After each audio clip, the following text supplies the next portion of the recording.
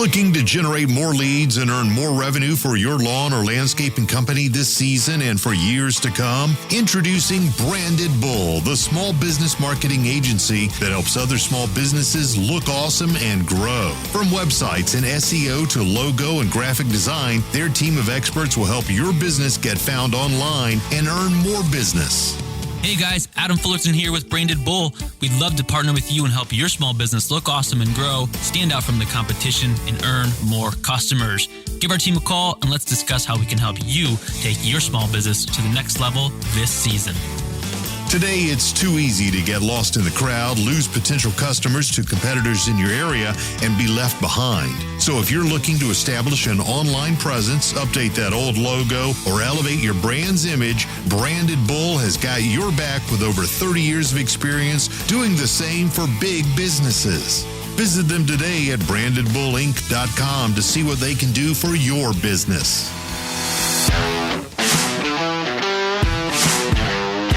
You're now listening to the Fullerton Unfiltered podcast. Straightforward, no nonsense business advice. Completely unfiltered. Grow your business. Grow your life. Now, here's your host, Brian Fullerton. Hey, what's going on, guys? Welcome to another episode of the Fullerton Unfiltered podcast. It is your host, Brian Fullerton here, hanging with you guys. Good morning. Well, guys, really excited about this podcast episode and topic that we got for you guys today. Buying and selling accounts, buying and selling businesses seems to be one of the themes in the air and a question that I receive a ton. And we got a really cool story for today's podcast and an individual that I want to introduce you guys to. So, Jason, welcome to the show, brother. How you doing this morning? Hey, Brian. Doing good. Awesome. Thanks for having me. Yeah, man. Absolutely. Well, we're actually catching up for just a couple minutes here, and you got a lot of crazy kind of like life events and business events that all kind of culminated into you purchasing the company that you were working from the owner, and then little tease here and a little wild story later, but you actually hired the guy that you bought the company for. Now he works for you, which is crazy. So we're going to unpack some different things today, and I'm really, really excited about you sharing a little bit more about your story here. So really quick, let's take it from the top. So I call it the highlight reel. Let's give a little bit of context. We'll kind of zoom out a little bit. What's your background? Where are you guys from? And we'll kind of get into it a little bit today. All right. Yeah, I'm from the town of Ottawa, Illinois, kind of north central Illinois. And I'm married to my wife, Lindsay. We've got 3 kids. We got 2 boys and a girl, 8, 6, and 4. So life is busy. There you go. And I started working for this company that I now have purchased, but started working there in 2009. It was actually right before my senior year of college. I just needed a summer thing, something kind of flexible, and so I was hired on just to trim shrubs. Didn't even get on a mower or anything. It was just trimming bushes, but I liked it all right. And then the next summer after I graduated college, I came back and I was working a little more full time. And it just seemed like, okay, this is a fine thing to do while I figure out my next steps. And it took me several years of kind of floundering around, not knowing what on earth I was doing in life, before I realized that I really was enjoying the lawn world. Sure. And I started to realize, like, oh, maybe I should kind of sink my teeth into this a little more. And so I took on a little bigger role with the company, just kind of becoming a crew leader and things like that, exploring that a little bit more, making a little bit of a career out of it. Okay. So yeah, that was all together. I mean, that was kind of quite a span of almost 10 years, about 9 years leading up till 2018, which we were discussing just a little bit ago. Yeah. So you were almost at this company for about a decade. Is that right? Just so we're clear there. Yep. 9-10 years. Yeah. Yeah. And then, you were at a junction in your life where you're like, hey, I'm growing personally, professionally, making more money, want to make more money, continue to growth. And it's your story to tell, but the owner had a catastrophic situation, and it just kind of is some interesting set of events. And this is like one of the first time I've heard a story like this, but What was the next couple of years? How'd that play out? What was the story from 2018? Yeah, so 2018, we were running 4 crews, so about 8 employees, including the owner, on a daily basis. And it was right in the middle of June, Father's Day weekend, right during the busiest part of the year, where the owner unfortunately suffered a massive stroke, just with no warning, no previous health issues or anything. And it totally shook the company. One of our full-time guys had moved to a different career track, literally like the week before that happened. So we were down one full-time guy and hadn't replaced him yet. And then now the owner, who was also working the field every day, on top of the administrative side, he was totally out of commission completely. So it was pretty wild. Me and the rest of the crew all had a lot of respect for the owner, for our boss. And there was no possibility of just turning tail and leaving. We were just like, we are going to get through this season one way or another. We're going to hire some people. We're going to do whatever we can. We're going to work 1 million hours a week. And we did. And it was one of those things where I think it all kind of bonded us in a big way, because it was really stressful. A ton of just physical work around the clock, all through the weekends, most of the time. Sure. But we got through it. We'd be working till dark. It was hard on a lot of us. It was hard on my wife. It was hard on a lot of people, but we made it through and had some war stories to tell, I guess. So, but yeah, I just kind of took it on myself because I've been there the longest, and I was kind of the head crew leader. I was like, I just am going to kind of step in here as the manager and just make sure this is all running smooth, make sure the company survives this. And we made it through. Wow. That's crazy. That year of 2018. And what was the solution? Just, one, throw a bunch of labor at it, of course, and make sure all the lawns get cut. But how did you guys coordinate, like, who takes over what, like billing or invoicing, or, hey, is there enough money in the checking account to go get gas? Like, how, you can be as intimate, or transparent as you want or not, but you know what I mean? Like, how did you guys figure out all these different roles? Cause I've heard people have those kind of situations, and the wife doesn't even know the password to log into the checking account, and that kind of wild stuff, which is fair, but yeah, we did have some of that happen where it was, things were falling through the cracks that we weren't even aware were in the works. We get calls from people a week later asking why we dropped the ball on something, and we had literally no clue anybody had ever talked to this person. But fortunately we did have an accountant and bookkeeper who was a really critical part of all this, and she still is with us now, and we contract her out to do the bookkeeping, and she was really the one that was kind of keeping us in the loop. I mean, she was kind of saying, okay, here's where you're at, here's where things are. And I'll be honest, the company was not in great financial position at that point, just because of that bomb getting dropped. Sure. It caused some cratering, but then we just had to right the ship and get it back afloat. Wow. That's awesome. But yeah, so she was a big part of it. And then the owner, Mike, his wife was doing the billing. She had a lot on her plate because she was working a full-time job, and then also was trying to take on this billing herself, doing the invoicing and things like that. And it was a lot on her too. But yeah, she made it through, and there we were, and we kept kind of coasting that way through 2019 and through COVID year of 2020, which was pretty wild. And, it just got to be a little difficult though to know. I was like, all right, I'm kind of running the company here, but I don't have the full control that I would like. And, as an employee, you're not always motivated in the same way as if you're the owner, obviously. Sure. It's what's the end game? Where are we headed? What are we all about here? So I started to get a little disillusioned, just a little, no fault of anybody else. I just had spent so many years at this company, and I started to feel like, I no longer really know where we're headed. Right. And so yeah, very beginning of 2021, in January of 21, I approached my boss and said, hey, I'm at a crossroads in my life here where I just need to start developing my career more. And if you guys, they were getting kind of closer to retirement age. And I said, if you guys would be interested in selling the company, I would really want to discuss that with you. or otherwise I probably need to find my own path. And they totally understood and were very receptive to that.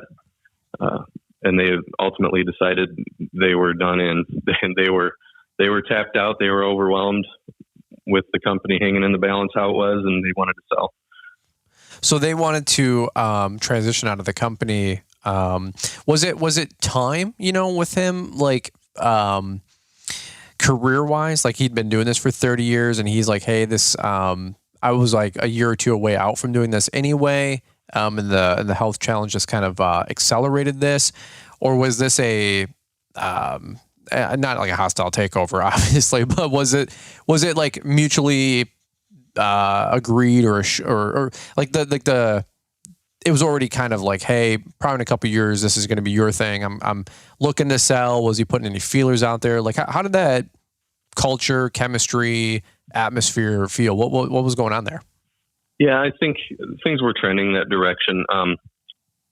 After he had that stroke, though, I think what was just getting to them was it changed their lives completely, and it changed his ability to lead the company, and he just couldn't handle the stress of it anymore. He knew there was a lot of finances hanging on the line there. He knew that there was just a lot of liability and risk there because he couldn't put the pedal to the metal like he used to. He just physically and mentally couldn't anymore. Sure. And he would spend way too much time worried and stressed about the company and feeling unable to do anything about it. So I think he was just ready to move on. Prior to that stroke, there was an understanding, I think, that I would probably, kind of take the reins someday, but it was just, who knows, it could be in the way distant future. It was a little unclear. Mm-hmm. But that's why with this, I was just very respectful. And I said, I in no way am coming to you, telling you guys what to do with your company. Like, you can 100% do whatever you want or hang on to your company forever. Yeah. But if that's the case, I respect that, but I probably need to do my own thing because that's where I'm at.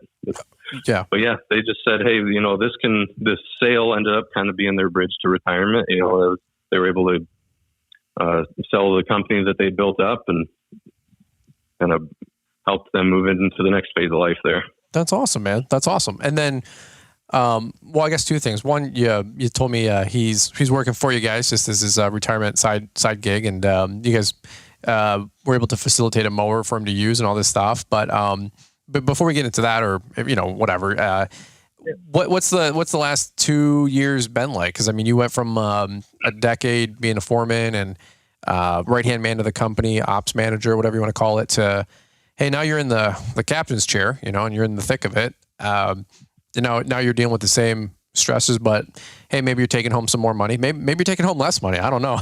It's funny. Yeah. I mean, I've told my right hand guy Rob, I said, so don't think that we're just making millions of dollars more off of the company than what you're making. I said sometimes, and Corey Ballard's got a good line. Sometimes it's okay to just be the guy on the mower making 30, 40, 50 grand a year, have a company truck, a company cell phone. And, no, you know what I mean? And amen, brother. So it's not always greener on the other side. So what is, oh man, what kind of takeaways you got? You're saying, oh man, so what's the oh man's? This is good. No, it was, I remember, man, it was when I bought the company, it was in April of 21.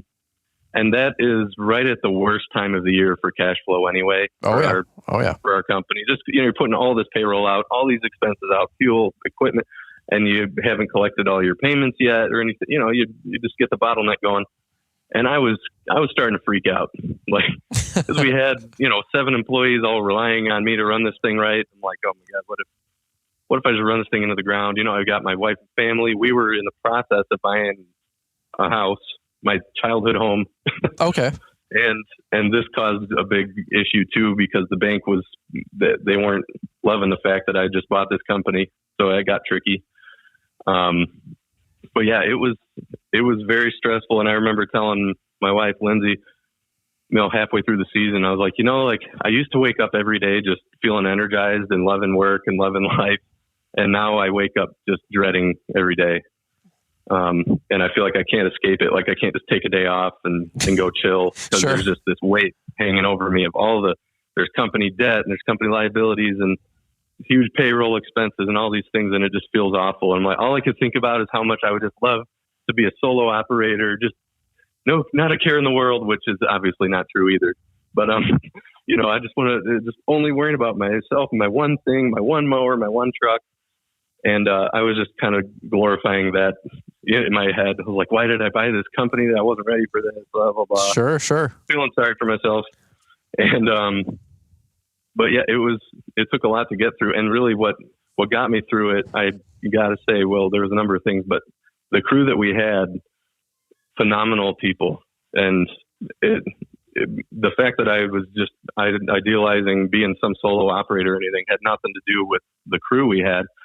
They were fantastic, hard workers, great people, and everything. But you know, they really, more than they know, I think, you know, got me through that. Because if we had a bunch of guys around who just didn't care, had bad attitudes, and all that, I just would have been spiraling. Right, 100%.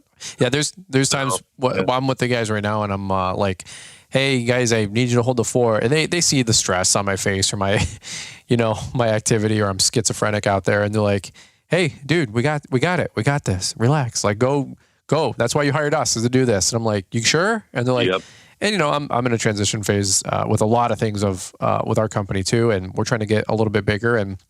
But it's they're always like, hey, go back home, go do some office work. I'm like, I know, but do you guys need this, this, and this? And they're like, dude, we're good. And it is good to feel that way. I know some of you guys listening are like, where the hell do we find people like that? And I'm like, I know, we're all working towards that. But that is really, really reassuring and heartwarming to hear that you guys are able to find a good group of people and a good core of you know, help that's got your back. That makes everything you know, maybe not easy, but more simple, you know, thankfully. Yeah, no, I mean, that made all the difference, because I was like, you know, these are people worth investing all of this into. You know, they're just great people. Most of them are still with us now, have been with us for years. And I think it goes back to Mike, the founder of the company, the way he built things up and the way he treated employees and the way he conducted himself as an employer.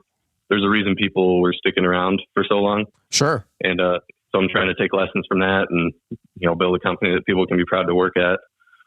But yeah, that's actually been a big challenge too, though, is transitioning from people's coworker to now, the boss, right? You know, and I think what my biggest takeaway has been over these last couple of years is that I was way too hesitant to just take the reins and start leading, because I was so afraid of like, oh, well, what if they start to think, oh, well, now he thinks he's up here and we're down here and anything like that. It was like, no, what I realized is people were just wanting and needing a confident, positive leader. Yeah. You know, because if I'm sitting there apologizing, it was like, oh, I'm so sorry. I know this kind of work really sucks. I hope you don't mind if I have you do this job today, blah, blah, blah. Yeah. Like, people aren't inspired by that, you know? Mm-hmm. It's like, they just want somebody who's got a vision, and it's like, hey, this is exciting. This is fun stuff. We get to do this every day. Here's the plan. Here's where we're at. Training people right. You know, just bringing some positivity to the table. I think people really respond to that, and we're wanting that from me. I've been trying to learn that instead of being so passive. I think I was way too passive at the beginning of this process. Mm. And when you mean passive, do you mean on collecting invoices or expectations for the crew, or like, cause now you're the owner, like, you know, with a different perspective, were you guys not working quote unquote hard enough? Like you see the other side, like where were you at on all that? That's an interesting dynamic. Yeah, I'd be way too afraid to put the pedal to the metal with stuff. I'd be, well, if I take on these extra jobs, that means the guys are going to have to work more than, or, you know, and I don't know if I should even ask that of them. Just things like that. Oh yeah. Or if I knew there was a job that was going to be extra hot that day and we're trimming bushes and it won't be the most fun in the world, I would just be so afraid to delegate. I'm just going to go do that job myself every single time, because I don't know. I don't want people to get the wrong impression. Like I'm trying to. I overthought it way too much and was way too apprehensive. And what I realized is, yeah, you got to get in the trenches with the guys sometimes, at least in our size of company. And that's all great. And I do work in the field a lot, but I needed to just trust the fact that the guys were here and ready to work, and you know, needed a leader who just said, hey, here's the plan. Thanks for being here. I appreciate all your hard work. You're the man. Here you go. You know, and I trust you to go get the job done right. People respond to that so much better than somebody who is just a lame duck, Sure. doesn't have vision, doesn't have confidence. So yeah, that's been the biggest thing. And with clients too, just being direct with people. Yeah. It's like, here's the price for the job that you requested, not sitting there afraid to tell them this price because they might think it's too expensive, such and such. It's just being confident. Hey, here's the price. We can get this job done for you in this way. We'll have it done by this time. And just being direct with people and having some confidence. That's been a big learning curve. Yeah. Yeah. For yourself personally and professionally, obviously. That's awesome. So what, let me do this really quick. We'll maybe land the plane here in just in a couple of quick minutes, but, what did you guys do for the actual sale of the company? If you don't mind me asking, because I think a lot of guys, might be in a similar position as you, like they're working for somebody, they want to buy them out, or, maybe they're looking to buy a different company out entirely. And you guys did some seller finance, I think you were alluding to. So how did you guys, value the accounts, the equipment, the work? How did you communicate to people that you're the new owner, or did you guys not communicate that? Like, those are some great questions I get. I mean, once every other day, I mean, at least people are saying, hey, my friend wants to sell. I just was having an Instagram story with a back and forth with another young guy, 4 or 5 IG videos back and forth. And he was like, hey, I got 50 lawns that I could buy. Trying to figure out what they're worth. They're a little bit down the road. Should I just reinvest in the marketing, or should I just buy them out, and absorb it? Like, what did you guys do? Or any helpful tips you got with all that as well would be really helpful for these guys. Yeah. Well, it was an interesting situation just because, we were very good friends. We were just very close. And I think they trusted that I would, come up with fair valuations on things. And I was like, okay, well, I appreciate that. But on the other hand, I don't know if I'm the best guy on earth to just randomly come up with a number for which to purchase your company. So, Sure. So we had a lot of input, from our accountant who had been with us for years, between me and her, our accountants, and then, we had lawyers involved too, but it was just, all right, we could come up with pretty good valuations of here's, what these mowers are worth, the trucks, the trailers, as is, not the replacement brand new cost of everything. We just, here's what these things are worth right now. Mm-hmm. And we came up with the total valuation for all the assets of the company. And then, we also kind of tacked on some for the clientele. Now this, unfortunately, I don't know if I'll have the best formula for how to value a clientele, just because we just kind of came up with a number that wasn't all that huge. I think, kind of partly because they were just, hey, thank you for being there for us the last few years. We're not trying to make you come come up over with a massive valuation of this. It's just, here's a good faith, okay, some money for the clientele. But yeah, basically just say, here's the total of all the assets. Here we're going to tack on some for the clientele. Basically came up with a 4-year payment plan that I was seller financed. I just pay them directly every month over the course of 4 years. I'm halfway through that right now. Okay. And I bought the company is an S Corp, a corporation, and I bought the stock of the company. So it's the same exact corporation still. I didn't start a new company with it. And, there were a bunch of tax reasons that are honestly kind of beyond me and I wouldn't be able to explain right now, but why we did that instead of starting a brand new LLC or corporation. Okay. But yeah, so I basically bought the company and assumed all the corporation's debt, any debt that it had and anything like that, which was interesting. Just overnight, all of a sudden having what by my standards felt like a massive amount of debt that I was on the hook for. Mm-hmm. But, I just believe that we had been stagnating as a company, but I felt, we really did have a good thing going. We had a great crew. We had a lot of great clients. A lot of the clients knew me. I'm like, I think we can do something really good with this company. So I felt like it was worth pursuing that instead of just starting over.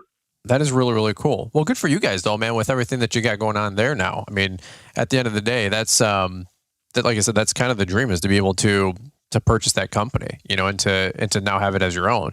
What, do you have any lessons that you would share with these guys to do it all over again? Like, were you happy with how the sale went, or, were you guys hesitant? Like, did you get a good deal, bad deal? Again, you can say whatever you want, obviously. No, not looking to get into the weeds with it, but I think that's a great way to approach it. My friend Alex Grugan with Faith Lawn and Landscape, he's done that 3 or 4 times now with companies that he's bought out, but seller finance, internally. So he just kind of cash flows that. So was that a good process for you guys overall?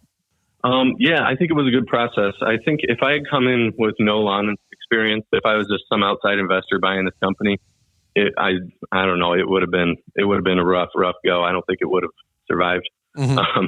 But because I knew how to, kind of generally how to run things, it ended up working out. And I think the purchase price was all fine and fair and all that, but didn't mean it all felt smooth throughout the process. That first year was pretty stressful. And like I said, with the cash flow stresses and things like that, I often wondered if I'd made the right decision. That's awesome. But, yeah. I think it's worked out now. But yeah, I'd say, and then from just the professional standpoint too, I think, if anybody has a similar experience to I do, where they were an employee and all of a sudden they're the business owner, I think the earlier you can figure out that you are the one responsible for putting the pedal to the metal, the better.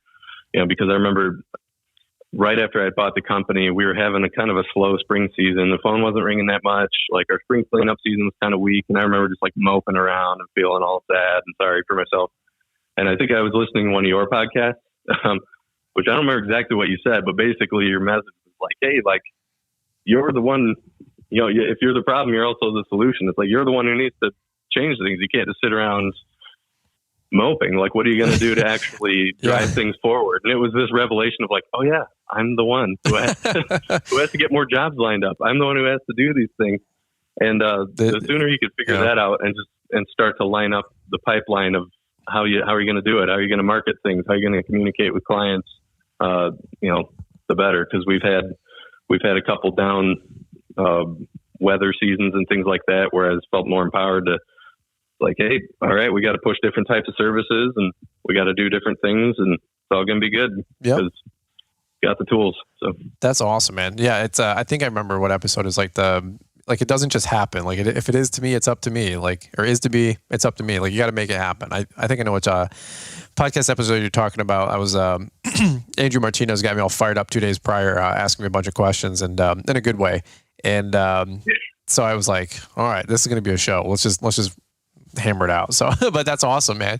Well, good for you though, dude. Like I said, I'm super excited about everything that you guys got going on. Obviously it all worked out because now you're extremely rich and all your problems have went away, obviously. So you're so not quite, not a folks. problem in the world. Yeah, not exactly, not yet at least. Another year or two in the promised land, and you guys will be have a little bit more wiggle room, a little bit more margin, but it's a means to an end. So it's it's definitely, these last 2 years though have been the best years we've ever had. That's awesome. And so that's been a huge win, and I appreciate all your motivation and everything, your podcast, your YouTube videos, just the kind of tough love, but with a lot of positivity behind it.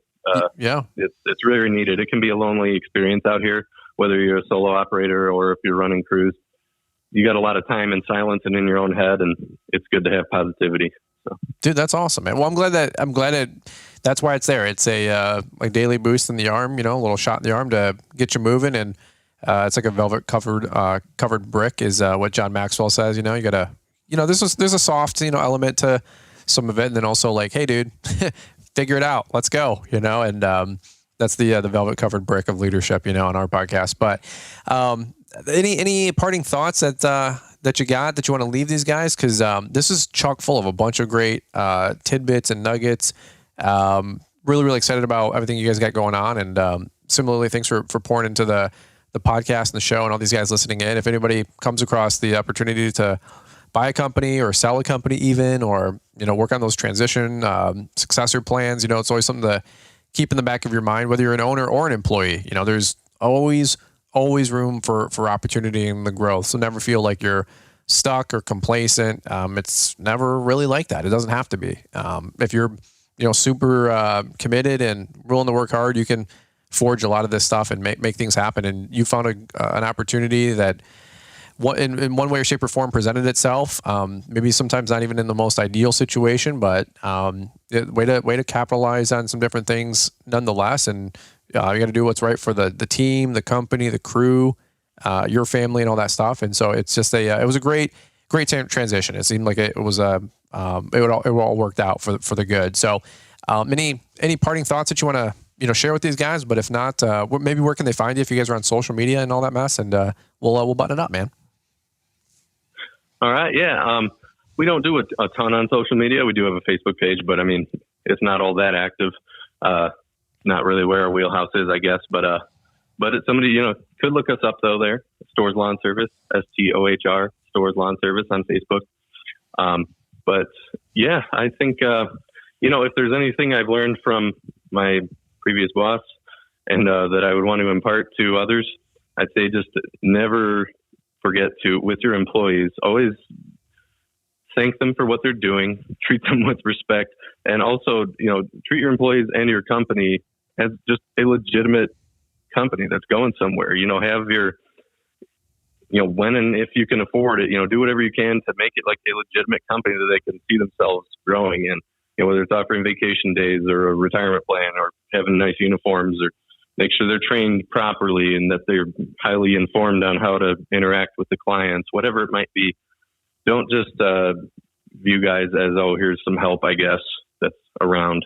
No, I mean, view people as the professionals that they are, and really invest in them that way. As I always appreciated that when I was an employee, and that's what I'm trying to do now for our crews. But yeah, I think that's kind of the takeaway, the parting thing that I would say. That's awesome. And bro. as far as the buying the company or anything like that, I think if you're in a situation ever like I am, where that the owner is maybe considering moving into the next phase of life, retiring or changing careers, just be open with them early and often, and just say, hey, I would really love to be running my own company someday, and that might involve me doing my own thing, but I really love this company that I've been a part of building, and if there was ever a chance to, gain ownership in that, I'd love to be in dialogue about that, and just be open and honest, because, if they're a good person you respect and everything, they'll probably be very receptive to that. That's awesome. Just to at least understand where you are. So. Yeah. Amen. No, dude, that's good. That's good. My a mutual friend of mine, with many of you guys listening into, Dan Weingartz, great dude, locally owns, I guess he's like the owner of Weingartz now, our dealer network and all this other mess. He's got a super successful family anyway. But one of his go-to lines, and you get him laughing and chuckling, he'll tell you, he goes, everything's for sale. And he goes, anything on the floor. Yeah. He goes, anything on the floor is for sale, including the floor. He's like, I'll sell you any of it. It's, including the building and the company. He's like, everything's for sale, make an offer, So, sometimes it's an interesting viewpoint, and it's an interesting, way to look at things. But, I think there's a funny website if you guys ever want a fun homework assignment. I don't do homework, and don't quote me on the website. Somebody told me of it. It's called Make Me an Offer or something like that, or makemeanoffer.com. And it's like you just look at things that are out there, and you can submit an offer on somebody's home. And it's like their custom home or their lake home or their dream home or whatever. It's it's not even for sale. It's not even on the market, but you can still reach out to people and make them an offer. And a friend of mine actually had somebody make him an offer for his lake cottage, and he sold it for double what he paid for it within a very short window. And he's like, no, I'm not, it's not even for sale. And the guy's like, we'll give you double cash. He goes, everything is for sale. So, I don't know if it's a website. He was telling me about, this is a story 4 or 5 years ago. But any which way, just be an opportunist out there in the marketplace, guys. If you see somebody and they're older, they're weathered, they're tired, hey, maybe scoop up their company for maybe a fraction of what they might have wanted for it in their prime, when they're just trying to sunset, like you said, into the retirement season, or who knows what, So be an opportunist, I guess is what I'm trying to say. But man, that's awesome, Jason. There you go. And can I take 20 seconds really quick? Of course. I just wanted to say, my foreman right now, Patrick, he's been with us. I've been here since 2009. He's probably been here since 2011, and he's still here and has risen above and beyond anything I could have expected. And in case he ever hears this, I just want to say, man, I don't know what I would have done without him in this company, and he's such a massive cornerstone of the company, and now just already grown a ton in the last couple of years. I really appreciate him. And anybody who's got somebody like that in their company, just never take them for granted. So Amen. Didn't want to give him a massive shout out too, because he's absolutely the man. That's awesome. That's all. Heck yeah, man. Well, that's good. And you know what? Right. That's a great sign of leadership, man, is highlighting some of the people that have helped you, of course, put this whole thing together. It's always a team effort. Amen. So that's awesome. All right. There you go. Well, cool deal, man. Well, thanks for taking time to share the story and everything that you guys got going on. Wish you guys nothing but continued success, and hope the continuation of the company goes well and grows and continues to make headwind, man. And we'll continue to keep tabs and hopefully get an update from you guys once in a while and see how things are going, especially as you guys break off that loan and can reinvest into even more equipment and more growth, or wherever you guys want to take it. Amen. So that's awesome. All right, man. Well, that's what I got for you guys on today's episode of the Fullerton Unfiltered Podcast. Thank you guys so much for listening, and we'll look forward to catching up with you guys here on the next one. Looking to generate more leads and earn more revenue for your lawn or landscaping company this season and for years to come? Introducing Branded Bull, the small business marketing agency that helps other small businesses look awesome and grow. From websites and SEO to logo and graphic design, their team of experts will help your business get found online and earn more business. Hey guys, Adam Fullerton here with Branded Bull. We'd love to partner with you and help your small business look awesome and grow, stand out from the competition, and earn more customers. Give our team a call and let's discuss how we can help you take your small business to the next level this season. Today, it's too easy to get lost in the crowd, lose potential customers to competitors in your area, and be left behind. So if you're looking to establish an online presence, update that old logo, or elevate your brand's image, Branded Bull has got your back with over 30 years of experience doing the same for big businesses. Visit them today at brandedbullinc.com to see what they can do for your business.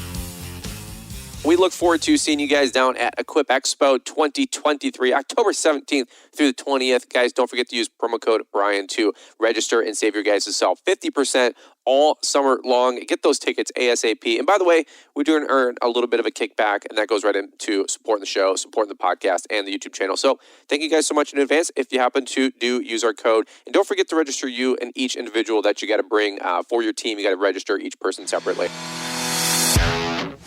Thanks for taking the time to listen to the Fullerton Unfiltered Podcast with Brian Fullerton. We hope you enjoyed this production. If so, please consider leaving us a 5-star review for the show. While the techniques and ideas presented here are designed to help you grow a more successful and profitable business, no one can guarantee these results for you. We want to emphasize that entrepreneurship is not easy, and the ideas presented here are just the opinions of Brian Fullerton and his respective guests. No one can guarantee success for you. That being said, we hope the ideas presented here help you and motivate you to go on out there and crush it with your own business. Fullerton Unfiltered Podcast. Thanks for listening, and we hope to see you on the next episode. This has been a Brian Fullerton and Mr. Producer production.